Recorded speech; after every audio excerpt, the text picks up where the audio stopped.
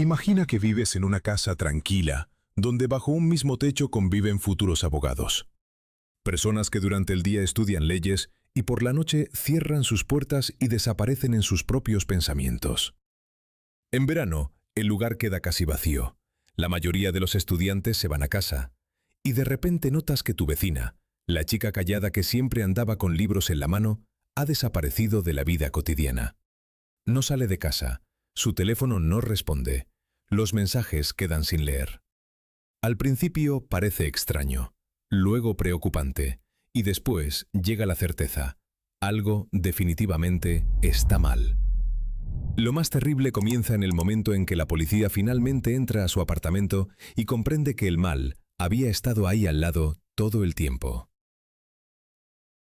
Macon, Georgia. Lauren Giddings, de 27 años, acababa de graduarse de una de las facultades de Derecho más antiguas de los Estados Unidos. En su graduación estaban todos los que importaban: su perro Butterbean, su novio David y toda su familia. Lauren esperaba el momento en que pudiera aplicar sus conocimientos en la práctica y pasar al siguiente capítulo de su vida. El siguiente paso era el examen de habilitación para ejercer el derecho en Georgia, y cada minuto libre lo dedicaba a prepararse. Después de la graduación, viajó a la boda de su hermana Caitlin en Maryland. Ahí le dijo a todos que después de la boda necesitaría concentrarse completamente en el estudio. La familia entendía que sería la última vez que se verían todos juntos en mucho tiempo, lo que hacía la boda de Caitlin aún más importante. Como muchos graduados, Lauren decidió quedarse en Macon. Vivía en el segundo piso de un complejo residencial llamado The Advocates House, en el apartamento número 2. El edificio había sido construido específicamente para estudiantes de derecho y estaba justo frente al campus. La posibilidad de acudir a los profesores en cualquier momento, usar la biblioteca o simplemente estudiar en silencio lo convertía en el lugar ideal. Lauren decidió quedarse ahí un tiempo más. Gradualmente, su acogedor y seguro apartamento dejó de parecerle tan tranquilo. Lauren le contó a su hermana que había empezado a notar cosas extrañas. No podía probar nada, pero estaba convencida de que alguien entraba a su apartamento. Los objetos aparecían fuera de lugar. La atmósfera en la casa había cambiado. Sentía que la observaban, pero no había señales de allanamiento y no podía entender cómo era posible. La angustia no cedía, y la noche del 25 de junio de 2011 le escribió a su novio David una carta contándole sobre sus sensaciones. David intentó calmarla. Le dijo que probablemente eran solo unos bromistas que no tramaban nada serio, y le recordó que trabajaba mucho, que casi no salía del apartamento y que quizás, sin darse cuenta, estaba empezando a perder la cabeza de tanto estudiar. Lauren envió un mensaje a todos. «Chicos, estoy en casa preparándome para el examen. Perdonen si no respondo mensajes y correos». Después de eso, durante varios días nadie supo nada de ella. Al principio no generó alarma. Podía estar completamente inmersa en la preparación. Normalmente solo salía a entrenar y a la iglesia. El resto del tiempo lo dedicaba a leer y estudiar, así que unos mensajes sin responder no sorprendían a nadie. Mientras tanto, su hermana Caitlin disfrutaba de su luna de miel y le mandaba fotos regularmente. Pero no había respuesta. Eso ya parecía extraño. Lauren nunca ignoraba a su hermana, especialmente en un momento tan importante. La estudiante Ashley recibió de Caitlin el pedido de pasar a ver si todo estaba bien. Antes de ir, Ashley intentó llamar a Lauren, pero el teléfono enviaba directamente al buzón de voz. Ashley y su novio llegaron al complejo. El auto de Lauren estaba en el estacionamiento. Esa fue la primera señal de alarma. Entraron al apartamento usando la llave de repuesto. Las cosas de Lauren estaban un poco desordenadas, pero no parecía sospechoso. Estaba por mudarse a vivir con David, así que un pequeño desorden parecía normal. Pero cuando Ashley miró el calendario, todo cambió. Ahí estaba marcado que Lauren debía salir recién al día siguiente, el 30 de junio. Luego encontraron su bolso, los libros de derecho, la laptop, el teléfono, todo lo que definitivamente habría llevado consigo si hubiera salido voluntariamente. Pero esas cosas estaban en casa. Surgió la pregunta obvia: ¿dónde estaba Lauren? Ashley empezó a llamar a amigos y vecinos del complejo. El exnovio de Lauren, Joe, llegó y recorrió la universidad. Los demás buscaban por los alrededores. La última vez que alguien había visto a Lauren fue 4 días antes, en una fiesta de fin de año. Esa mañana se fue a casa y todo estaba bien. Y pocas horas después había enviado a David aquella carta en la que hablaba de su miedo a estar en su propio apartamento. A la mañana siguiente, cuando las búsquedas no dieron ningún resultado, decidieron llamar a la policía. La familia de Lauren salió de inmediato hacia Georgia en un viaje de casi 12 horas para ayudar. A las 9 de la mañana, los oficiales llegaron al apartamento número 2. A primera vista quedaba claro. No había señales de allanamiento, no había señales de lucha, no faltaba nada. Pero la atmósfera en el apartamento decía lo contrario. Todos sentían que la situación era extraña. Comenzó la inspección detallada. Una de las primeras acciones fue usar luminol para detectar rastros ocultos. Al principio la reacción fue negativa, pero cuando rociaron el baño de Lauren, el panorama cambió drásticamente. Había un rastro de sangre claramente visible. La policía ya partía del peor escenario posible. Ya no buscaban a una chica desaparecida. Buscaban su cuerpo. Lauren Giddings, de 27 años, había nacido en la familia de Karen y Bill. Los padres tenían 3 hijas, Lauren, Sarah y Caitlin. Lauren era la mayor, y las 3 hermanas eran muy cercanas. La verdadera estrella de la familia, según ellas, era el perro de Lauren, Butterbean. Lauren siempre había sido una persona con metas claras. Soñaba con convertirse en defensora pública. En la primavera de 2008, se mudó desde Maryland a Macon para acercarse a ese sueño. Macon es un lugar tranquilo y apacible. Los locales dicen que la gente es amigable, el ritmo de vida es pausado y nadie se siente extraño. Lauren prácticamente de inmediato se sintió como en casa. Tenía una relación a distancia con el abogado corporativo David Van Diver. Se habían conocido 4 años antes en su firma en Atlanta. A pesar de la diferencia de casi 20 años, encontraron rápidamente un lenguaje común. Compartían valores, enfoque hacia el trabajo e incluso el sentido del humor. Seco, a veces torpe, pero muy vivo. David contaba que Lauren era madura para su edad. Tranquila, directa y muy sensata. Había logrado ganarse incluso a su hermana mayor, que era cautelosa y no aceptaba fácilmente a personas nuevas. David decía que antes de Lauren casi nadie lo había logrado. Y Lauren aún no sabía que David le estaba preparando una propuesta de matrimonio. Ya había elegido el lugar, pensaba en el momento. Iba a dar ese paso muy pronto. Pero eso nunca llegó a ocurrir. El 30 de junio hacía calor y soplaba un viento fuerte. Cuando los investigadores salieron afuera para discutir los siguientes pasos, una ráfaga de viento trajo consigo un olor ante el cual se detuvieron de inmediato. Estaba cerca de los contenedores de basura, y ese olor agudo y pesado era imposible de confundir con cualquier otra cosa. Uno de los oficiales diría después: mientras estábamos ahí, el viento empezó a cambiar de dirección. En la vida uno se topa con olores desagradables, pero el olor de un cuerpo en descomposición es uno de los peores. Los policías levantaron las tapas de los contenedores y vieron algo que nunca olvidarían. Adentro había un torso femenino envuelto en una bolsa negra. Era necesario realizar una pericia, pero dado que Lauren había desaparecido y su sangre estaba en el baño, nadie dudaba de quién eran esos restos. Uno de los detectives confesaría después: nunca había visto nada parecido. ¿Quién podría hacer algo así? Porque, honestamente, solo un monstruo es capaz de algo semejante. Fue absolutamente horrible.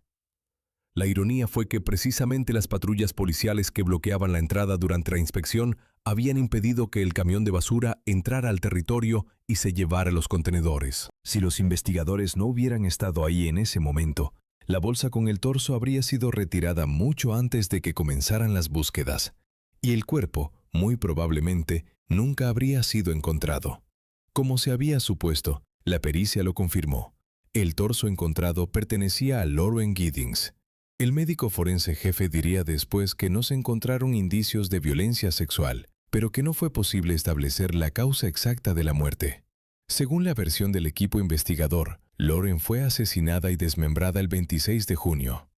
El apartamento de Lauren, especialmente el baño, fue procesado completamente en busca de huellas y cualquier tipo de rastro. pero parecía que el asesino había limpiado todo meticulosamente. El luminol era lo único que daba algún resultado. Todo el territorio alrededor fue acordonado. Los policías intentaban ocultar el hallazgo de personas ajenas. Si el asesino vivía en ese mismo complejo, no podían permitir que se enterara de que el cuerpo había sido descubierto. De lo contrario, podría intentar huir o destruir las pruebas restantes. Uno de los oficiales dijo: «Hay que mirar a quienes están más cerca de la víctima, romántica o geográficamente».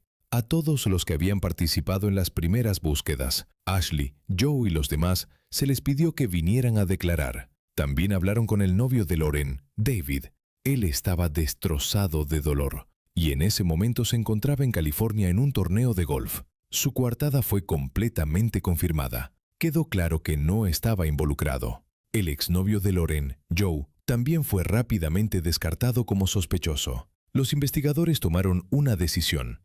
Había que registrar cada apartamento del complejo para empezar a descartar a los residentes uno por uno. Todos accedieron, excepto uno, Steven McDaniel, de 25 años. Su explicación de por qué eso era un problema: simplemente siempre defiendo mi espacio. Steven era estudiante de Derecho igual que Lauren y también se preparaba para el examen. Vivía literalmente al lado, en el apartamento número 4, y había sido su vecino desde el primer año. Había participado en las búsquedas iniciales de Lauren, había caminado con sus amigos y había ofrecido ayuda. Y pocas horas antes ya le habían pedido que se presentara en la comisaría para una conversación. «Estoy con el vecino que vive en el apartamento número 4. ¿Puedo saber su apellido?» «McDaniel, Steven McDaniel». «¿Cuándo vio a Lauren por última vez?» «Fue la semana pasada o la anterior. Volvía a casa de preparar el examen y la vi saliendo a correr». Los policías seguían registrando los demás apartamentos del bloque, pero no perdían de vista a Steven. Su comportamiento llamaba la atención de inmediato. Se negaba al registro, pero al mismo tiempo permanecía todo el tiempo cerca, observando lo que ocurría. Claramente quería mantenerse en el centro de los eventos, como si no pudiera permitirse alejarse ni un momento. Steven estuvo ahí todo el día. Cuando los oficiales entraban a los apartamentos de otros residentes, él literalmente los seguía. Todo eso parecía extraño e inquietante.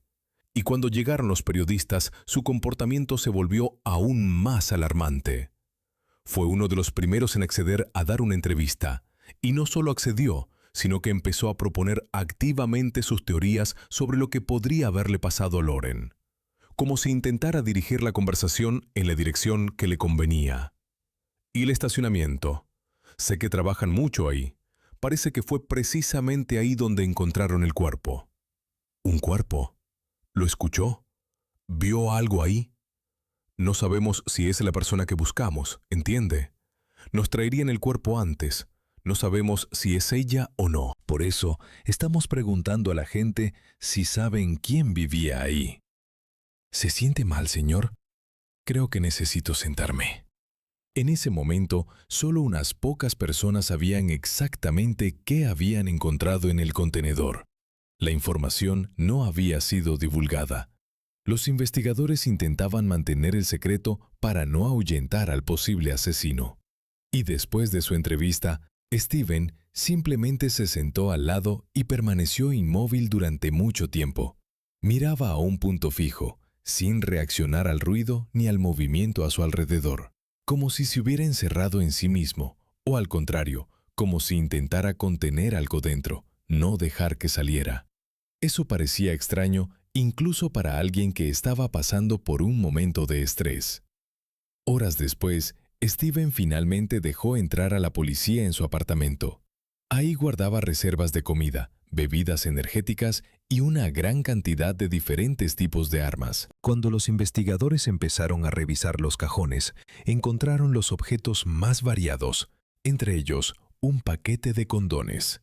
Cuando los oficiales lo sacaron, Steven murmuró algo incoherente sobre que era virgen y se guardaba para el matrimonio. Luego comenzó a contar que estaba registrado en un sitio de citas, pero que no le iba muy bien encontrando fechas. Sus respuestas se volvían cada vez más extrañas.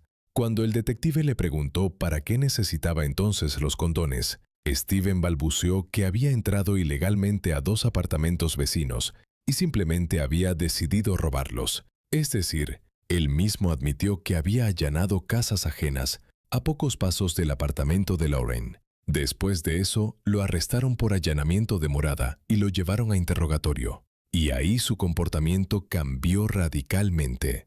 La persona que había ansiado la atención de la prensa y había seguido cada paso de los policías, de repente se cerró por completo. Sus respuestas dejaron de tener ningún sentido.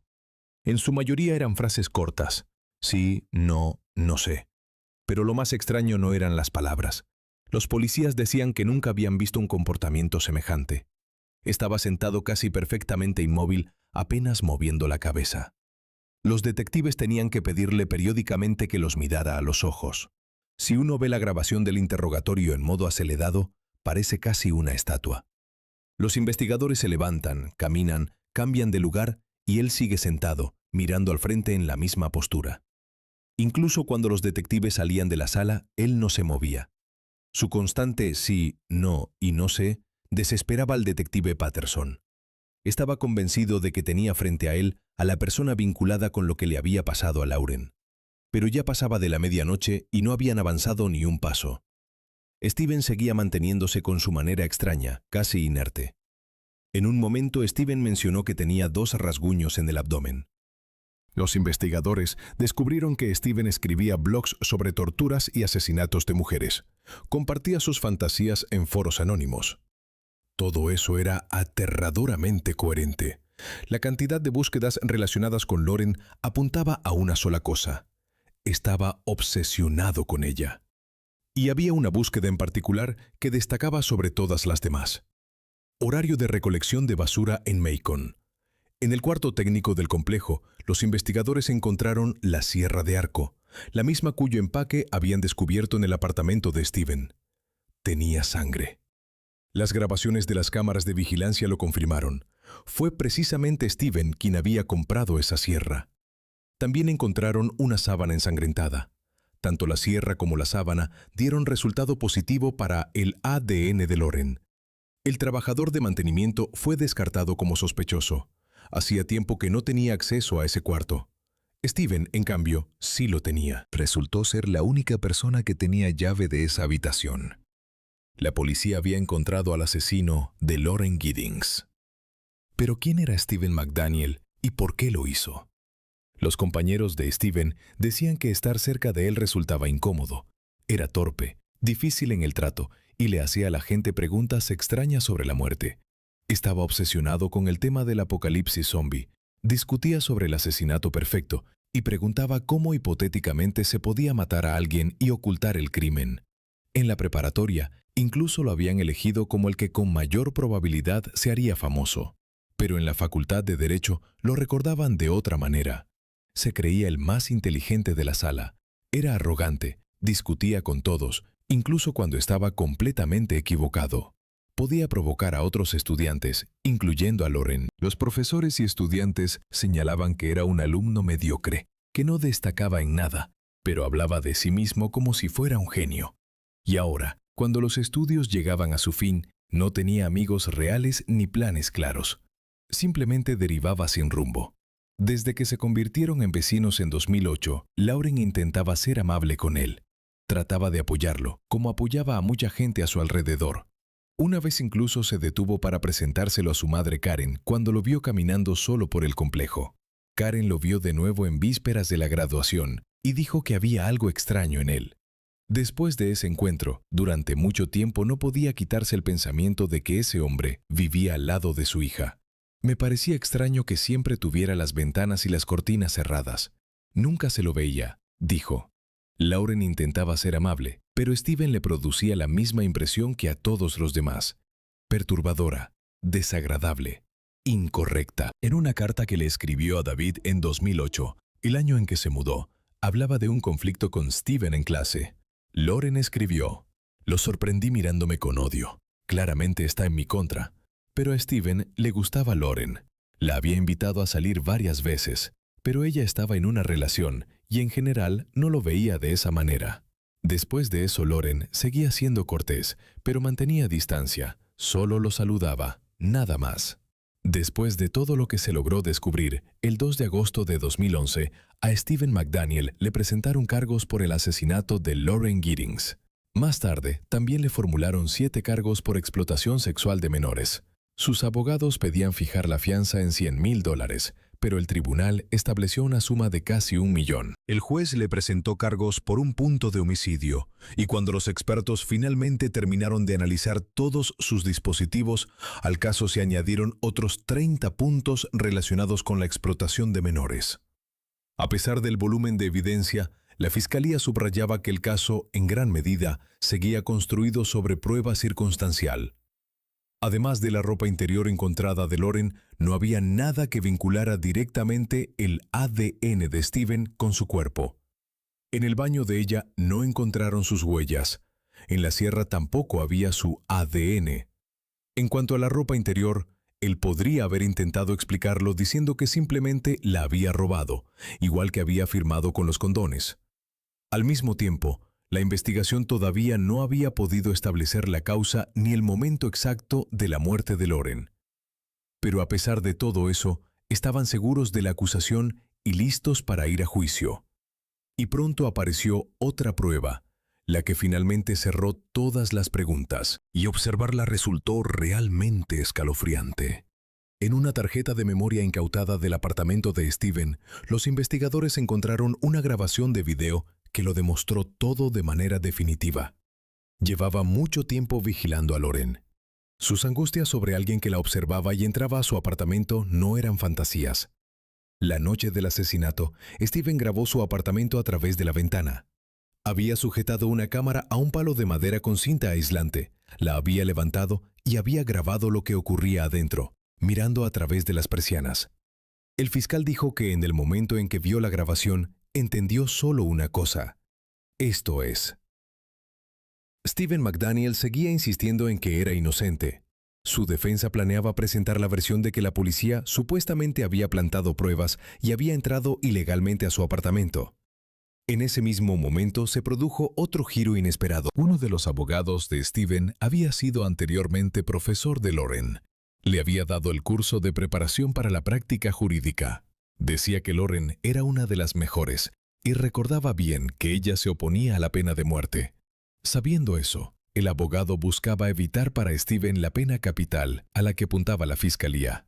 Cuando ambas partes se preparaban para un largo y difícil proceso judicial, la acusación accedió a retirar los cargos relacionados con la explotación de menores y ofreció un acuerdo. Teniendo en cuenta el consejo de sus abogados, Stephen cambió su decisión. En abril de 2014, apenas una semana antes del inicio del juicio, se declaró culpable del asesinato y desmembramiento de Lauren Giddings. Uno de los exabogados de Stephen dijo que todo se torció para McDaniel en el momento en que empezó a aparecer la pericia informática. Los datos seguían llegando, y cuanto más avanzaban las verificaciones, peor se ponía todo para él. Encontraban cada vez más material relacionado con su computadora y su cámara. Al final entendió que esas pruebas eran suficientes para condenarlo. Antes de que se dictara la sentencia, la fiscalía presentó lo que según ellos reflejaba su verdadera personalidad. Mostraron la grabación donde filmaba el apartamento de Lauren a través de la ventana y leyeron en voz alta las publicaciones supuestamente escritas por Stephen en foros. En una de ellas se leía: «Estoy terminando la facultad de Derecho, pasándola genial sentado solo frente a la computadora. Veo cómo mi sexy vecina llega tarde a casa. La invito a tomar algo. Le hago una bebida especial. Se desmaya. Por fin pierdo mi virginidad. Oh no, se sobredosificó. Murió. Frito sus piernas y brazos para celebrar la pérdida de la virginidad. No me gustan los órganos, así que tiré su torso. Pierdo la compostura cuando los policías encuentran sus restos. Me frustra ser virgen». Sin embargo, la autenticidad de esa publicación seguía siendo cuestionable. Algunos la consideraban un troleo de terceros. La fiscalía estaba convencida de que la había escrito él, pero nunca se estableció con certeza definitiva. Según el acuerdo, Stephen debía describir en detalle en el tribunal exactamente lo que había ocurrido. Y así describió ese día.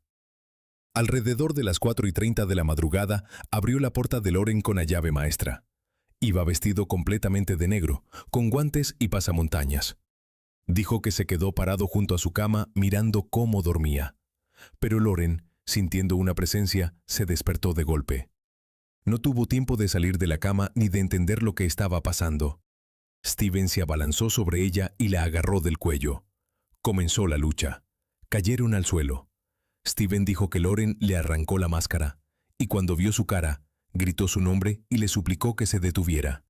Lloró y se resistió durante casi 15 minutos antes de dejar de respirar. Después de eso arrastró su cuerpo hasta el baño. La dejó ahí hasta el día siguiente, y la tarde del 27 de junio regresó con herramientas, incluyendo la sierra de arco, y procedió al desmembramiento. Las descripciones que daba en el tribunal eran de una crueldad extrema. Las partes del cuerpo las distribuyó en diferentes bolsas y las tiró en los contenedores del territorio de la universidad. El torso lo puso en el contenedor junto a su casa, esperando que el camión de basura se lo llevara en las próximas horas. Cortó la máscara, los guantes y la camiseta y los tiró por el inodoro. El médico forense estableció que no había indicios de violencia sexual, y Steven lo confirmó. Dijo, llevaba unos pantalones cortos de running rosados cuando murió, y yo nunca se los quité. Los encontraron en su torso exactamente donde los dejé.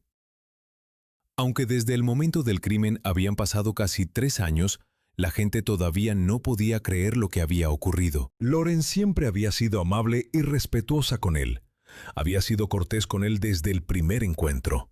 Incluso el propio Steven lo reconocía.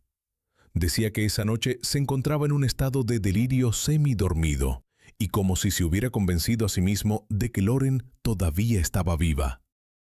En el tribunal dijo, «Me resulta difícil explicar por qué maté a Lauren e intenté ocultar lo que había hecho de esa manera.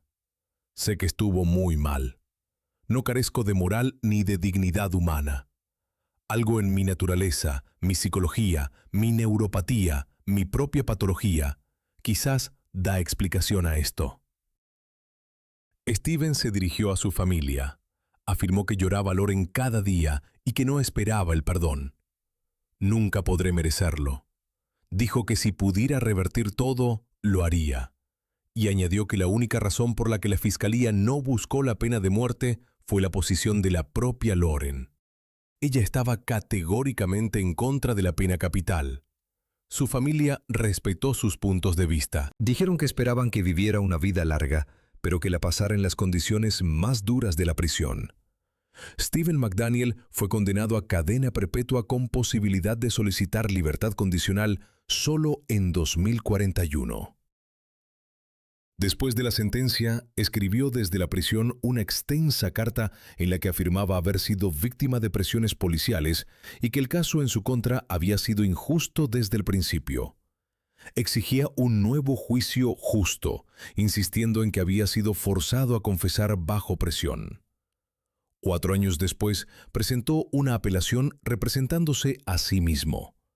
Exigía interrogar a más de 10 personas, incluyendo a su propio ex abogado, de quien intentaba reclamar una compensación. En su queja, Steven pedía al tribunal que obligara al abogado a pagarle $50,000 por servicios jurídicos y otros $250,000 como daños punitivos supuestamente por negligencia. También presentó una petición contra el juez del condado acusándolo de parcialidad. La apelación fue rechazada. El ahora 37añero McDaniel presentó una nueva apelación en 2022. Esta vez afirmaba que la fiscalía había robado documentos, que sus derechos habían sido violados y que sus abogados habían sido incompetentes. Exigía que se anulara la sentencia y que lo liberaran de inmediato. Su padre Mark lo apoyó públicamente, diciendo, «Esperamos que la verdad salga a la luz.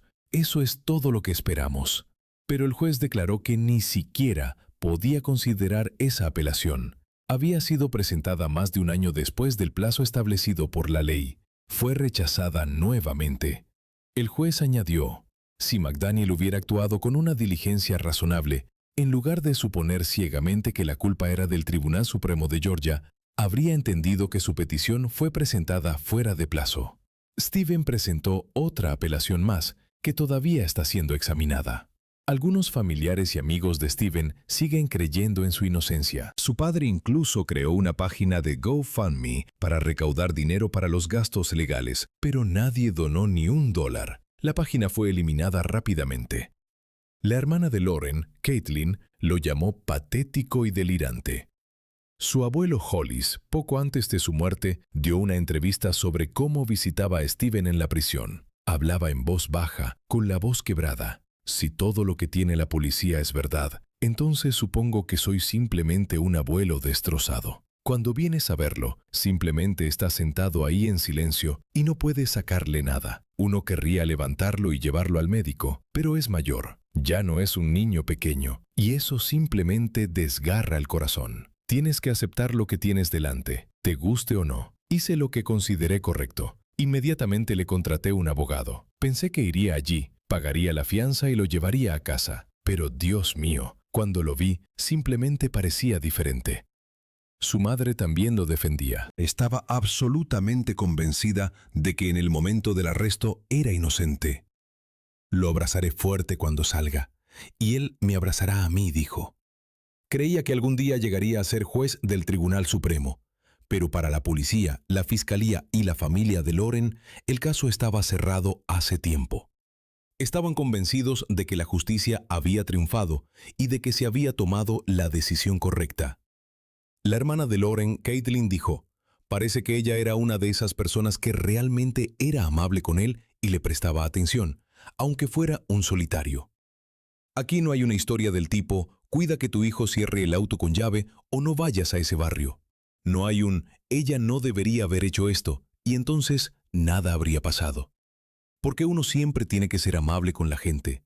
Siempre hay que ser amable con los vecinos. Que alguien parezca diferente no significa que sea malo, pero en este caso resultó serlo. Para los detectives no había ninguna duda. Ese día detuvieron a un futuro asesino en serie, a un depredador que apenas estaba empezando a formarse. Una amenaza no solo para Lauren, sino para todos los que hubieran estado cerca de él. En su momento habían elegido a Steven como el que con mayor probabilidad llegaría a ser famoso. Su nombre se hizo conocido, pero por una razón completamente diferente. Uno de los crímenes más impactantes que Macon haya vivido jamás. La policía siempre dijo que la familia y los amigos de Lauren jugaron un papel clave en la investigación. Fue precisamente su rapidez e insistencia lo que permitió dar la alarma a tiempo. Los detectives reconocían que si el camión de basura hubiera llegado a retirar el contenedor donde estaba el torso, el caso podría haber quedado sin resolver para siempre. Y Steven McDaniel posiblemente nunca habría sido atrapado.